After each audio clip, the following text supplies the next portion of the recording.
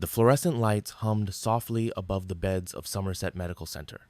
Machines breathed in rhythm.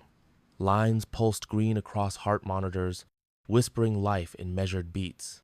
It was past midnight when hospitals become cathedrals of silence, and mercy feels heavy enough to break the air. A nurse moved quietly down the corridor. His posture was calm, deliberate, almost reverent. He paused by room 237, where an elderly man lay half asleep under the dim blue glow of the vital screen. The nurse checked the IV, his hands steady, his face unreadable. A small syringe gleamed between his fingers. Moments later, the green line flattened. The beeping stopped. The silence grew thick, like a prayer gone wrong. No alarms, no shouting, just the sound of rubber soles turning away. The death was marked as natural causes. The chart was signed by that same nurse whose reputation among his colleagues was flawless. He was known for his compassion, for the way he sat with dying patients, whispered comfort, held their hands as they slipped away. His name was Charles Cullen. Over 16 years in 9 hospitals across New Jersey and Pennsylvania, he would be praised as the quiet, gentle nurse who never complained. But behind the calm, something monstrous was growing, a compulsion dressed as kindness, a need to decide who would live and who would die. By the time the truth emerged, he would continue more than 40 patients. Investigators believed the number could reach 400. He called it mercy. The world called it murder. And somewhere in the stillness of those hospital nights, mercy and death began to sound the same. Sometimes evil doesn't shout. It whispers in the hum of fluorescent light. Before the murders, before the headlines, before the name the Angel of Death echoed through every hospital ward in America, Charles Cullen was a quiet man, a nurse, a father, a colleague you might have trusted with your own life. He was born in 1960 in West Orange, New Jersey, the youngest of 8 children in a devout Catholic family. His father, a bus driver, died before Charles turned a year old. His mother, Florence, worked endless hours as a housemaid to keep the family together. When she died in a car crash during his teenage years, the boy who would one day decide who should live and die learned what it meant to lose everything without warning. At 17, he attempted suicide for the first time. His classmates described him as withdrawn, awkward, the kid who didn't fit anywhere. The Navy became his escape. But the discipline, the ridicule, the loneliness, none of it healed him. He tried to take his own life again while serving aboard a submarine. The Navy discharged him quietly, and Charles drifted home, directionless but searching for purpose. He found it in nursing. Hospitals became his sanctuary. The white walls, the order, the rules, everything felt safe, contained. He told friends he liked helping people, that he wanted to be close to life. And for a while, that seemed true. Colleagues saw a gentleman who worked the hardest shifts, stayed late, comforted families. Patients adored him. He was the one who would hold their hands through the night, whispering, "You're not alone." But the peace he found in medicine was fragile. At home, his life was unraveling. His marriage to Adrienne Baum ended in divorce, marked by arguments and restraining orders. He struggled with insomnia, depression, and paranoia. He began talking about how the world was cruel, how hospitals kept people suffering when they should be allowed to go. In the ward, his compassion began to blur into something else, something colder, quieter, and more dangerous. His co-workers noticed he took a strange interest in death, asking about autopsies, requesting to work near terminal patients, appearing calm, almost serene when someone passed away. And yet, no one questioned him. Because he didn't look like a killer, he looked like the man who stayed behind to help. Charles Cullen's life became a contradiction written in soft tones. He saved, he soothed, he smiled, and behind it all, the cracks deepened. He was still searching for control, for purpose, for the feeling of being seen. And in the place where life hung by a thread, he found a new way to feel alive. In the quiet of the hospital night, the boy who once lost everything began to decide who else would lose it too. No one knew it yet, but the nurse everyone trusted was about to become the most prolific serial killer in American medical history. It began quietly, the way most evil things do. There was no screaming, no blood, no sign of struggle, only a stillness that lingered too long after life should have continued. The first patient was an elderly man with heart failure. His family had already prepared themselves for the inevitable, so when the heart monitor flatlined in the middle of the night, no one asked questions. Charles Cullen filled out the chart with steady hands. Cause of death, cardiac arrest. His colleagues called him compassionate for staying with the man until the end. But Cullen knew the truth. He hadn't watched the man die. He had decided it. He had drawn up a dose of digoxin, a drug that in careful amounts keeps the heart steady. In the wrong hands, it stops it altogether. He injected it into the IV and watched the man slip away, calm, almost peaceful. In that moment, Charles felt something unfamiliar but intoxicating control. It wasn't rage, it wasn't revenge, it was power disguised as kindness. After that night, death followed him like a silent shadow. He told himself it was mercy, that he was ending pain. But as the months passed, his victims weren't all terminal. Some were recovering, some expected to go home. They never did. At St. Barnabas Medical Center, he began slipping fatal doses into IV bags during night shifts. When one patient died unexpectedly, the doctors called it a medical complication. When another followed, no one connected the dots. After all, hospitals are where people die. It was part of the job. Soon, Cullen's pattern became disturbingly consistent. He would select a patient late in the shift, often one alone or sedated. He would check their vitals, draw up medication, adjust the IV, and wait. The deaths were quiet, clean, invisible, but the numbers were beginning to speak.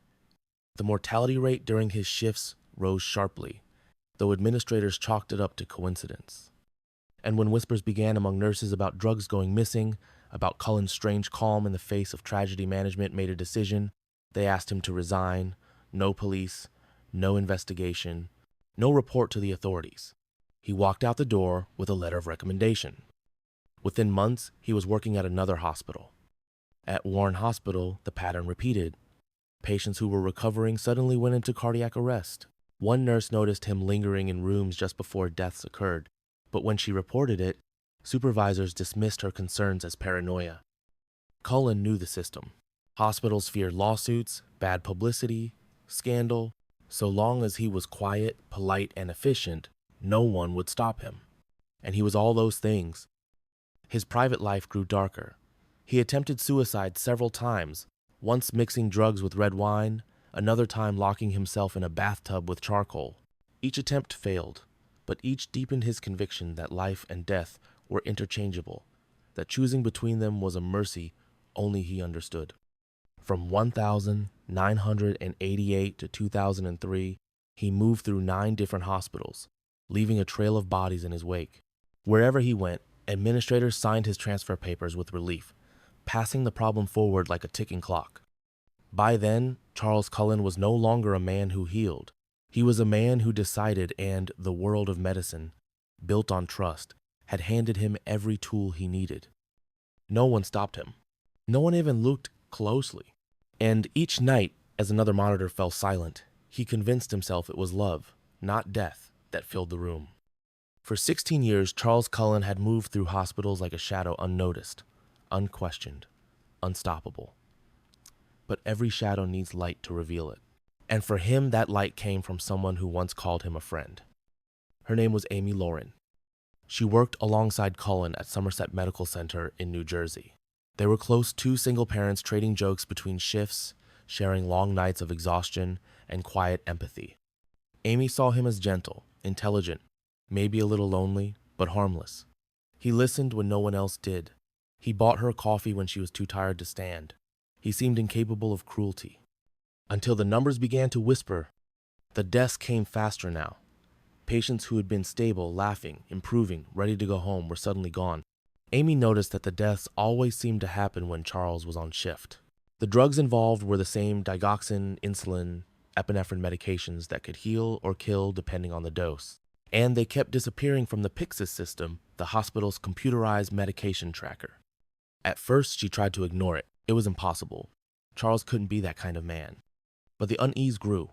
One night, she watched him standing over a patient's bed, his expression blank, his movements too precise. The next morning, that patient was dead. When Amy quietly raised her concerns to hospital management, she was told to stay quiet. Somerset's administrators had heard rumors before, but they feared the fallout. "We don't have enough proof," they said. "Don't make accusations you can't support." And so, once again, the system chose silence. Amy couldn't. Her conscience wouldn't let her. She reached out to Detective Tim Braun and Detective Danny Baldwin from the New Jersey State Police. They were already investigating a possible cluster of suspicious deaths at Somerset, but lacked inside access. Amy became their informant. Together, they began connecting the dots. 9 hospitals, hundreds of deaths, a single name threading through them all. Amy wore a hidden wire, terrified that Charles might suspect her. She met him for coffee, forced herself to smile, to laugh, to look like the friend he once knew. But beneath the surface, her hands trembled. The police listened in from a van outside, holding their breath. "Do you ever think," she asked, her voice fragile, "that maybe some people didn't need to die?" He looked at her for a long time. His expression didn't change. Finally, he said, "You know what I've done. A pause. You always knew." It wasn't a confession, but it was enough. In December 2003, police arrested Charles Cullen at a restaurant in Somerville, New Jersey. He didn't resist.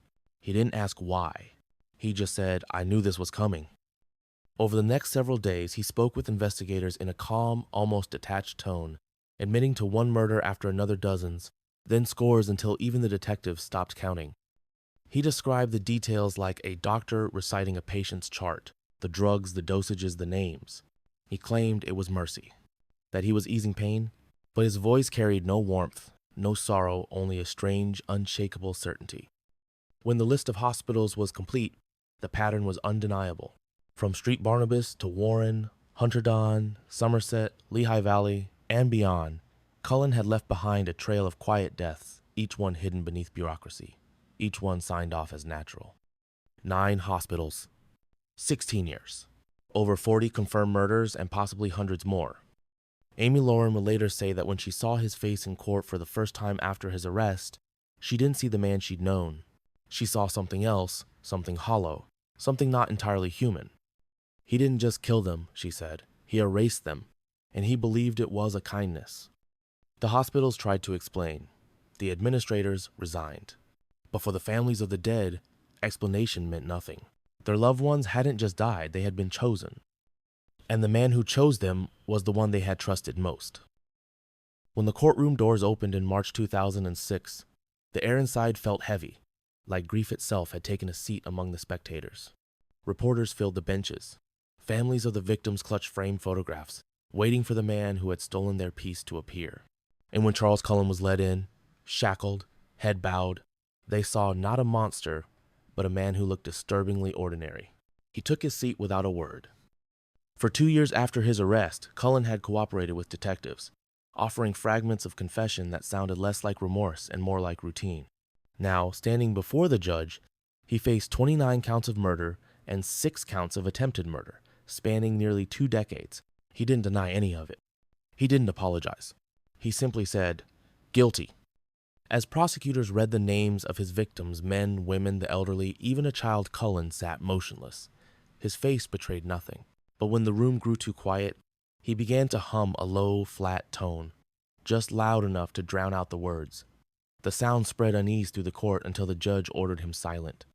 The testimony that followed was unbearable. Families spoke through tears, describing loved ones who had walked into hospitals for care and never walked out. Some wanted answers.